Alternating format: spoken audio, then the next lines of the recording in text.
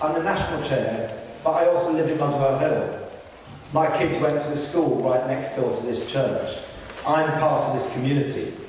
So I was, like all of us here, utterly shocked to hear of this arson at the Somali centre. We want to say to our sisters and brothers from the Somali centre, we're with you. We express our solidarity, and we will do everything in this community in a united sense to support you.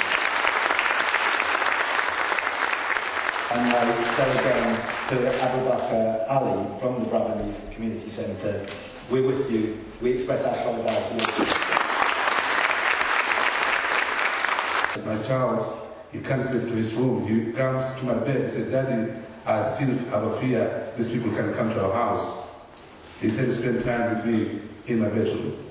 One child told me that our second home is gone. Because what happens, they finish weekdays, they come weekends to spend time playing with the friends. They said our second home is gone. But personally, I shocked. But when I saw that people on my side, on my shoulders, everyone from different backgrounds, Muslims, non-Muslims, religious, multi-faith, not believers, they're all behind us, the community, our neighbors, especially when I stand in front of more than 600 people in San Center the following day, because I realized that I have families and friends behind us. Especially I would like to say to the Somali communities, you have our friends and family behind you, and we would like to say thanks for them who are behind us, especially local councillors, local MPs from both boroughs, Barnet and Haringey, because we're based between Barrow and Haringey. They're all behind us. They all came to support us, and they all came together to find how we can rebuild that centre. I would like to thank everyone who organized this event, and thanks everyone. Thank you.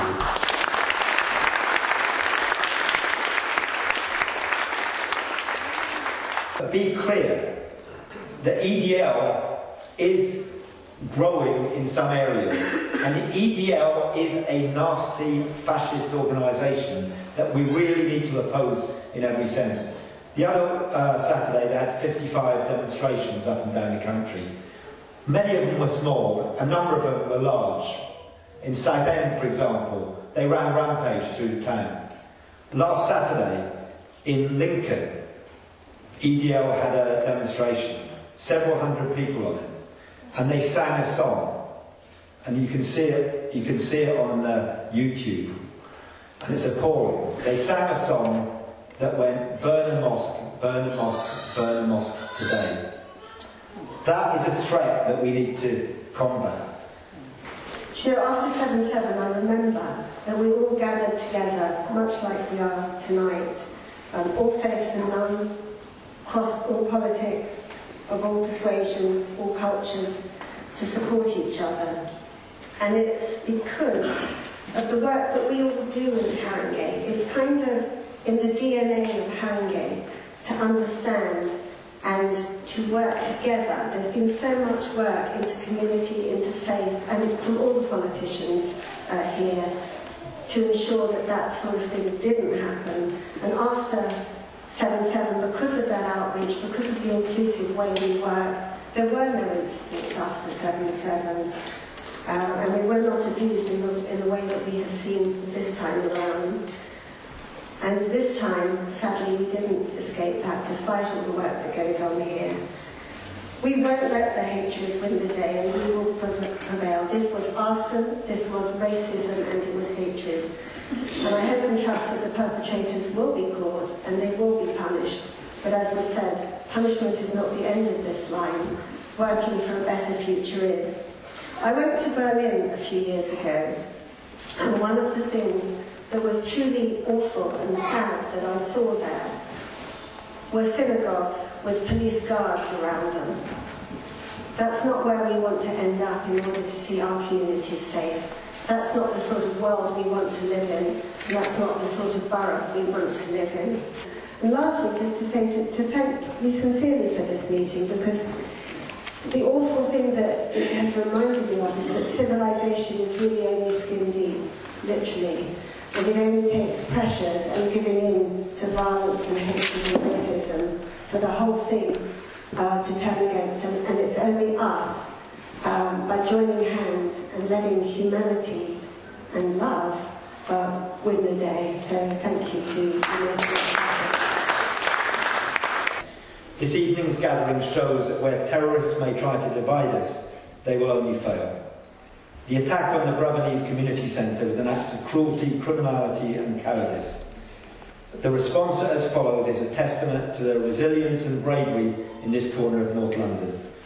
Together we have shown that solidarity is not just an expression of words, but a commitment to action. Action at the vigil last week. Action in the doors of this church being opened to community centre users. Action in the Jewish community coming together to support their Muslim neighbours in their time of need. That's from David Lammy. The trade unions were being very active in supporting Unite Against Fascism and indeed in the solidarity that's been in the last few days. So, Simon Hester. In Haringey, we've had a long tradition of fighting racism and fascism. I remember one of the first demonstrations I ever went on as a student in 1977, when the National Front marched from Turnpike Lane up Wood Green High Road. And in those years, lots of us were running around organising, standing up against the fascists of those days, the National Front. And we were opposing Enoch Powell, the Nigel Farage of his day. And we were organising Rock Against Racism gigs. And it's clear that now today we've got to do the same again. That tradition has to be rebuilt. Last week, Unite Against Fascism called a demonstration at very short notice of 2,000 people to stop the EDL marching in Sheffield. And then the week before that, the UAF organised 35 demonstrations against the EDL. The EDL and the BNP are seeking to rebuild themselves. They've been knocked back and they're seeking to rebuild themselves of the awful death faced by of Lee Rigby in Woolwich. So we definitely need an active, united opposition to prevent them marching and to prevent them organising and to prevent them rebuilding again. But I think from the Trade Union Council we want to also say that the EDL and the BNP don't just come out of thin air, they're not an aberration. We also have to face wider, deeper questions and issues. In the last 10 to 20 years, the Muslims in this country have faced a demonisation of a kind that took place against the Jews in the 1930s, took place against the Irish in the 1950s. Islamophobia has been used to legitimise military adventures in the Middle East and North Africa and feeding into a much deeper and wider pool of racism in this country. As we face, 5 years now, is it since the bank's collapse, the era of austerity, immigrants are being scapegoated again for the crisis we face. And the EDL feeds off this. The BNP feed off this scapegoating. We reject all scapegoating. So for us, for our Somali friends, we say you're welcome here. We don't blame you, you're welcome here. When we face the difficulties we face on the economic front or housing or health or whatever, Muslims, we don't consider Muslims to be the problem. We don't consider Bulgarians or Romanians to be the problem. To be frank, the problem is with Etonians. So, this is a great meeting. We've got to build a united resistance against racism and against fascism, and hopefully Unite Against Fascism can do that kind of thing. We have to be vigilant, we have to be prepared to stand up and confront the EDL and the BNP when they march and they organise. So solidarity with the movement, let's build it. I had the misfortune of being on one of the trains on 7/7. And my response at that time, on the train, in the middle of attack, and the days after, my abiding memory is not of the people who took that attack, nor the motivation that they took the attack, but actually the response of the people in my carriage. Muslim, Jew, German, a whole plethora of minorities that had found themselves in one train carriage for a whole plethora of reasons, that stood together to get themselves through that incident. And it is that belief in humanity that we need to keep and uphold and shout loud about. I make it very clear that we will do, as a council, what it takes to make sure that the Brabanese community get back on their feet as quickly as possible. Because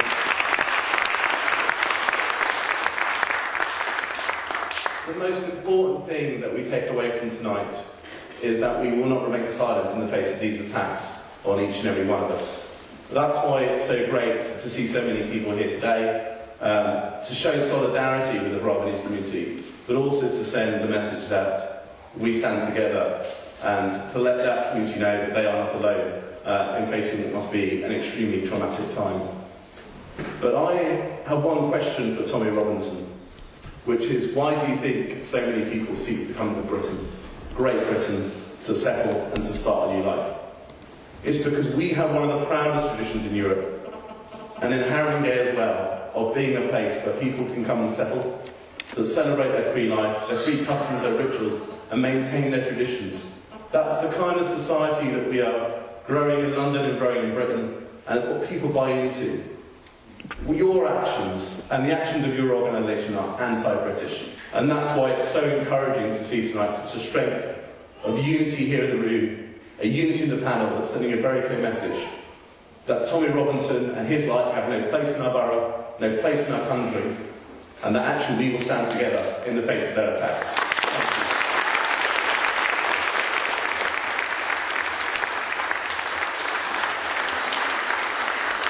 Make no mistake, the fire was actually a crime. It was a criminal act, and it was an act of extreme cowardice. It's from people who don't believe they can stand up and debate issues legitimately. They respond in a way of hatred, and it's something that all of us here reject absolutely. And if it was an attack to divide us, well, it has failed. And it has failed, and we can see that tonight with all of us coming here. So tonight we pledge to move forward as one community, and we say an attack on any one of us is an attack on us all. Thank you.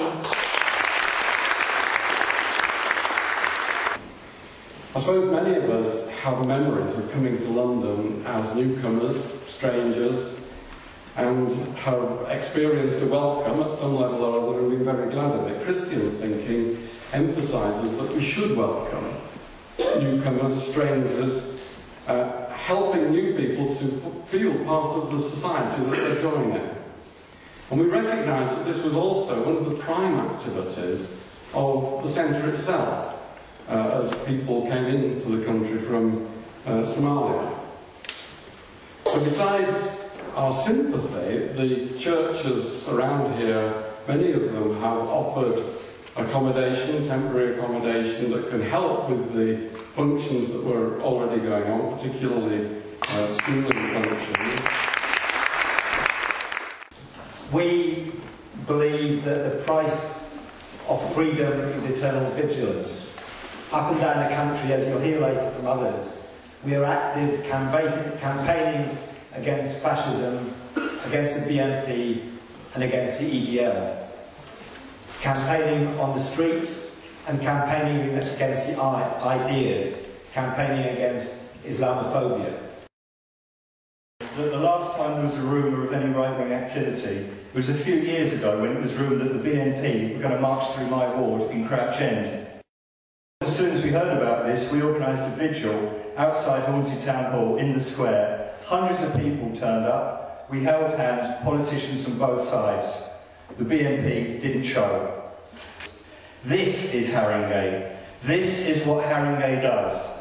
It is the home for people who come from all over the world to settle here. It does it well. This is who we are, and we're proud of it. Get over it.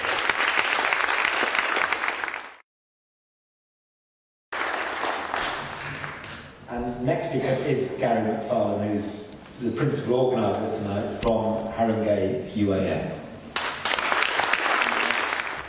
It's quite important to make this statement, but I've been criticised by some people for inviting a Liberal Democrat that normally see on the UAF platform. And from where we're coming from, actually the fight against fascism is something that should unite everyone in society. Anyone who's a Democrat should actually support the fight against fascism, which is why I almost spat out my cornflakes when I heard Tommy Robinson on the Radio 4 Today programme this week. It was an outrage, and the interviewer assumed that the man was stupid. He's not stupid, he's a very intelligent person, and actually he ran rings around the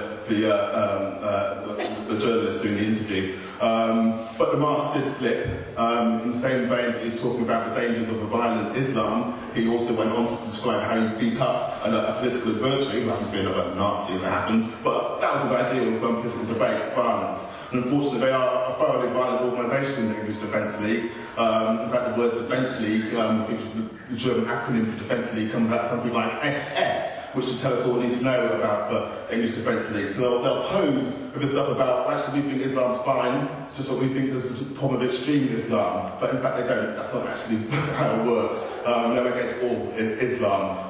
And he talked about he doesn't want to see any more mosques built in this country. He doesn't want to see any halal food, full stop. Now, all Muslims, practicing Muslims, abide by halal food. So it means he wants to actually wipe out the idea of any kind of Islamic culture in this country. But actually, in reality here in Haringey or in Tottenham, where I live, I find actually many working class people are way ahead of the boys in Eton who don't know any practices.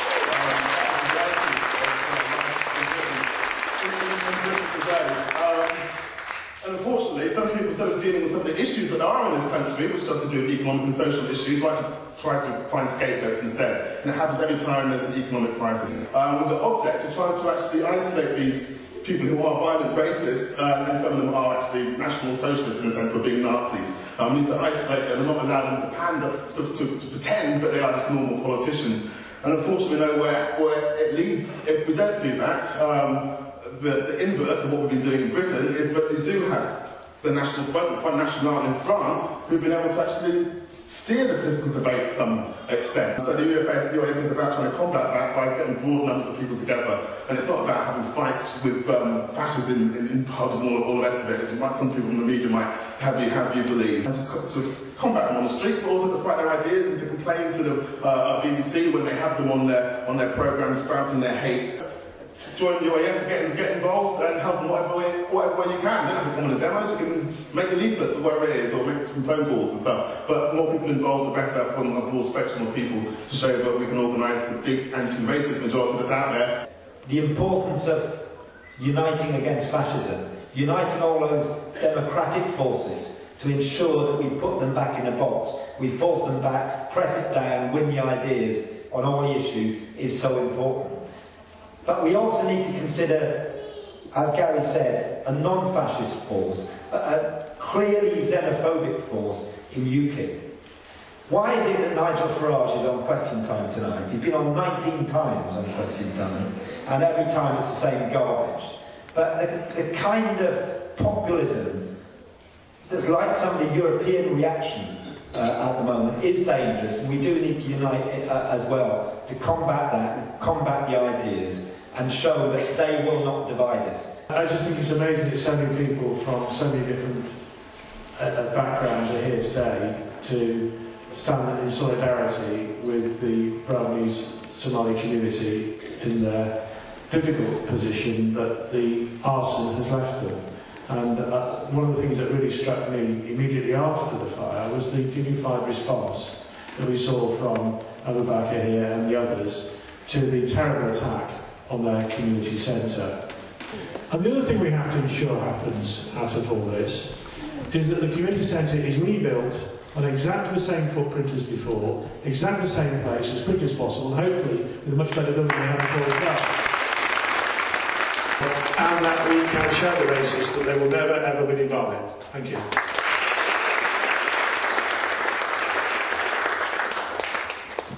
I happen to be one of the imams locally, leading prayers in various mosques. It's a text message. It says, "Dear EDL, your car is German, your vodka is Russian, your pizza is Italian, your food is Indian, your kebab is Turkish, your democracy is Greek, your coffee is Brazilian, your movies are American, your tea is Tamil, your t-shirts are Indian, your oil is Saudi Arabian, your electronics are Chinese. Get over it." I think it has really resonated with people because of what we remember from the 1930s. This does feel like a bit of a replay.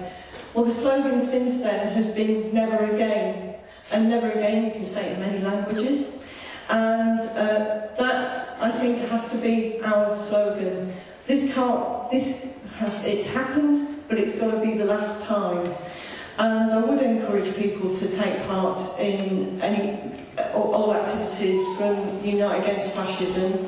There are elections, council elections next year. It is possible that UKIP will be standing. It is possible that fascist organisations might want to stand or might want to make a fuss about it. And so I do think getting our act together now would be good in terms of stopping that. What we know now is that we cannot be complacent about this situation. We can be complacent about the hatred that's being whipped up, primarily against people of Islamic faith, but against immigration generally. People talked about how the press, day in, day out, you know the papers, the Express, the Mail, every day there's a headline about immigrants doing this, Bulgarians doing that, Muslims doing this, Romanians doing that. In that atmosphere, when people are worried about their jobs, they're worried about their homes, it is always the danger that people can tell their neighbours. People can say, it's you, you're the reason why I haven't got a job. It's you, you're the reason why my pension is being cut. It's you, you're the reason why my health service is under pressure. That danger is always there. We've seen that danger now coming into our neighbourhoods. Walthamstow, people thought they wouldn't come there. They tried to march there twice. Tower Hamlets, people thought they would never come to Tower Hamlets. They tried to march there. We cannot be complacent. Out of this terrible event, the burning down of the Somali Community Centre, we have to build something positive. That positive thing is a local, rooted, broad, united, get right to the group. If you haven't put your name on the sign-up sheets for the going man, do it now. I think it's really important we keep focused what the cause of this is, and that's pure hatred. This is not the time to have a debate about austerity. It's not time to have a debate about world conflicts. It's time to talk about the kind of place that we live in and how we conduct ourselves with our neighbours, our brothers, our sisters, our wider family in terms of the people we live with. A very powerful meeting tonight. Really enjoyed the contribution from the audience and from the panel, and really proud to have taken part in it. So thanks, Steve.